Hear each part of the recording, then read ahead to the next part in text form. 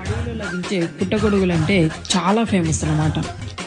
ఈ అడవి పుట్టగొడుగులు అదృష్టం ఉన్న వాళ్ళు మాత్రమే తినగలుగుతారు. ముందుగా పుట్టగొడుగుల్ని శుభ్రంగా కడిగేసుకొని చిన్న చిన్న ముక్కల్లాగా కట్ చేసుకోవాలి. 2 ఉల్లిపాయలు, 6 పచ్చిమిర్చి చిన్న చిన్న ముక్కల్లాగా కట్ చేసుకోవాలి. స్టవ్ వెలిగించి గిన్నె పెట్టి 2 స్పూన్ ఆయిల్ వేసుకోవాలి. తాలింపు సామాన్లు 2 బగారా ఆకులు, 4 వెల్లుల్లిపాయలు వేసుకోవాలి. కట్ చేసినటువంటి ఉల్లిపాయలు, పచ్చిమిరపకాయలు సన్నని సెగపై వేగనిచ్చి 1 టీ స్పూన్ పసుపు అండ్ అలాగే 1 టీ స్పూన్ సాల్ట్ వేసుకొని బాగా మిక్స్ చేసుకోవాలి.